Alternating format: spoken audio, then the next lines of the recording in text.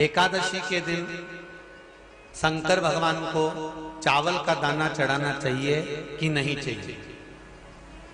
किसी ने पूछा कि चावल का दाना एकादशी पर भगवान शंकर को चढ़ा सकते हैं, चावल का दाना शंकर जी को चढ़ाते क्यों है, पहले तो वो समझ। बेलपत्री का तो महत्व आपको बार बार बताया कि बेलपत्री शिव जी को क्यों चढ़ाई जाती है, कहीं रोग के लिए, कहीं बीमारी के लिए, कहीं किस कार्य के लिए, कहीं कोई कार्य के लिए, कहीं कोई कार्य के लिए। चावल का दाना अगर हम शंकर भगवान को चढ़ा रहे हैं तो क्यों चढ़ा रहे हैं, उसका कारण क्या है। चावल का दाना शिव को चढ़ाने का केवल एक कारण रहता है कि चावल को अक्षत कहते हैं। अक्षत का मतलब होता है अक्षय।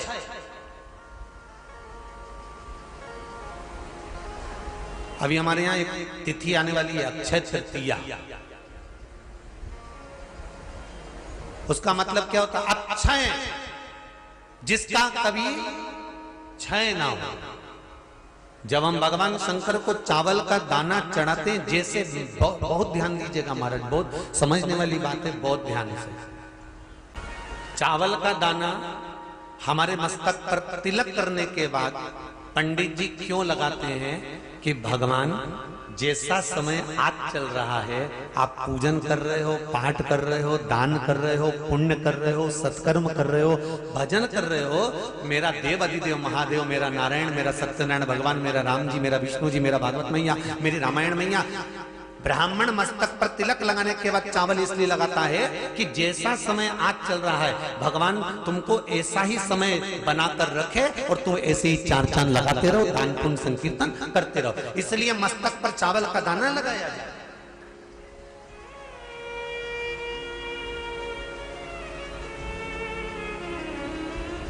कोई मर जाता है,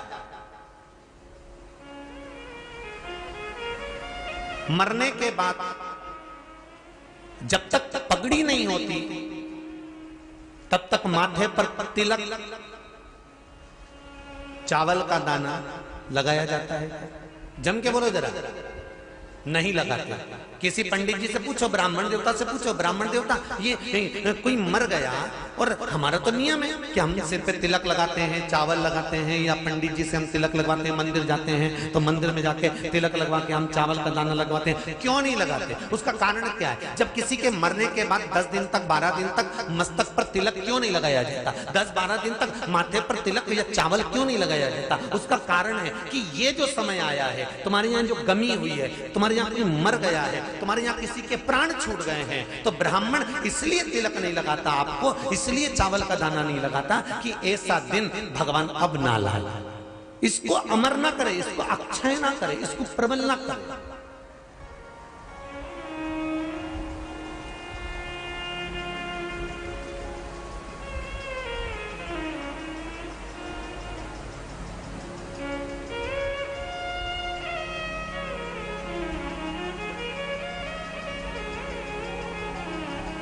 और जब चावल का दाना, तो यहां शिव महापुराण की कथा करी, चावल का दाना हम शिव जी को क्यों चढ़ाते हैं, भगवान को क्यों समर्पित करते हैं, भगवान की पूजन में अक्षत क्यों समर्पित करते हैं, चावल क्यों समर्पित करते हैं, उसका कारण क्या है। तो कहा, आज मैंने जब चावल का दाना आपको समर्पित करा है, जिस भाव से, जिस विश्वास से, जिस श्रद्धा से, जिस मन से मैं आपको रिझा रही हूं, हे भोलेनाथ मेरी ये मनोकामना पूर्ण कर, इसको अक्षय कर देना, इसको अमर कर देना, बस इतनी कृपा आप कर। किसी ने पूछा एकादशी के दिन चावल चढ़ाए कि नहीं चढ़ाए, तो यहां तो सीधी सीधी बात है, बीमारी देखकर थोड़ी ना आती है कि नवरात्र चल रहे हैं कि सावन का सोमवार चल रहा है, बीमारी तो बीमारी। तुम चावल मत खाओ। तिरुपति कौन कौन गया, हाथ उठाओ, ठीक है। जगन्नाथ जी कौन कौन गया, हाथ उठाओ, हाँ ठीक है। द्वारका जी कौन कौन गया, हाथ उठाओ, ठीक है। बद्रीनाथ कौन कौन गया, हाथ उठाओ, ठीक है। एकादशी के दिन कभी तुम बद्रीनाथ चले जाओ, एकादशी के दिन तुम द्वारका चले जाओ, एकादशी के दिन तुम तिरुपति चले जाओ, एकादशी के दिन तुम जगन्नाथ चले जाओ, एकादशी के दिन तुम्हारी मर्जी पड़े भगवान के किसी धाम में चले जाओ और भगवान को भोग लगाओ और उनकी थाली को झांक कर देखना, उसमें चावल जरूर मिलेगा, उसमें ऐसा नहीं है कि चावल नहीं मिलेगा। बद्री नारायण में भगवान को चावल का भोग लगा हुआ मिलेगा, द्वारका में चावल का भोग लगा हुआ मिलेगा, आपको जगन्नाथ में चावल का भोग लगा हुआ मिलेगा, तिरुपति में मिलेगा, द्वारकाधीश में मिलेगा, नाथू द्वारा में मिलेगा, सांवरिया सेठ में मिलेगा, काकरोली जी में मिलेगा। आप जहां जाओगे वहां पर एकादशी के दिन भगवान को चावल आएगा, क्योंकि भगवान के लिए परहेज नहीं है। जो काम में डूबा हुआ है, जो आसक्ति में डूबा हुआ है, जो लोभ में डूबा हुआ है, जो वासनाओं में डूबा हुआ है, जो तृष्णा में डूबा हुआ है, और जो माता के गर्भ से जन्म लिया, एकादशी के दिन चावल उसको नहीं खाना। अब हमारे यहां तो कहावत में कहते हैं, राम जी की जब स्तुति गाते हैं तो कहते हैं, भय प्रगट, आती है आप लोगों को? एक लाइन तो आती होगी, गाओ जरा। भय प्रगट दीन कौशल्या। अब रामचरितमानस में कहा भय प्रगट कृपाला। प्रगट मतलब एकदम सामने आ गए। यहां लिखा है पेदा भय लाला। अगर तुलसीदास जी लिखते तो जन्म लिया होता राम जी ने तो तुलसीदास बाबा लिख देते कि पैदा भय, माता के गर्भ से इनका जन्म। नहीं नहीं नहीं, यहाँ कहा भय प्रगट कृपाला दीन कौशल्या। यहाँ प्रगट भय। एकादशी के माता पिता कौन है? सबसे पहले एकादशी का व्रत किसने रखा था?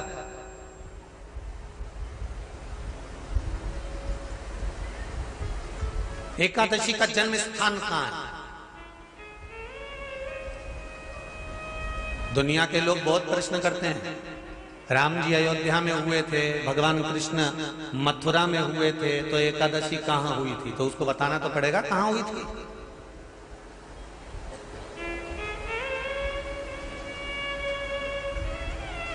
उसमें हमने वर्णन किया कि एकादशी के माता पिता कौन है, एकादशी का व्रत सबसे पहले किसने करा, एकादशी का जन्म कहां हुआ, एकादशी को क्यों चावल नहीं खाते, एकादशी के दूसरे दिन चावल का दाना खाना क्यों जरूरी है।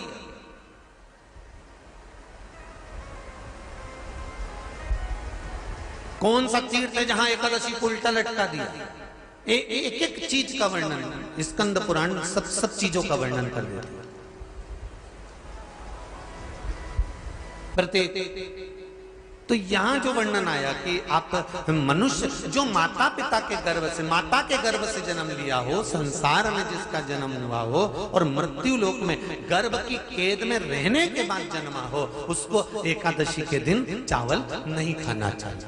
महाराज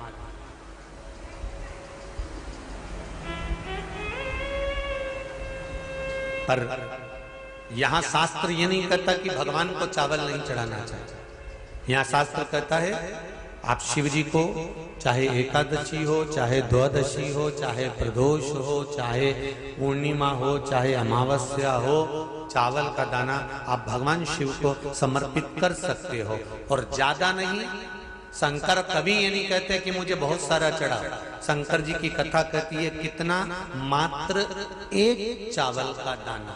हम तो उनसे भी कहेंगे जो लोग कहते हैं ना कि हम आज हमारा सावन का महीना है तो आज हमें भगवान को 1.25 लाख बेलपत्र चढ़ाएंगे, तो कोई कहता हम 1000 बेलपत्र चढ़ाएंगे, तो कोई के हम 5000 चढ़ाएंगे, कोई के हम 50,000 चढ़ाएंगे। मेरा निवेदन केवल इतना है, तुम तो एक चढ़ा। और ये भी जरूरी नहीं है, एक बेलपत्र भी कब चढ़ाई जाती है शंकर भगवान को, जब तुमने किसी एक बेलपत्र का पेड़ लगाया होगा और वो पेड़ बड़ा हो गया होगा, तब तुम हकदार बनते हो कि किसी के पेड़ की बेलपत्र तोड़कर शिव को चढ़ाई जाए।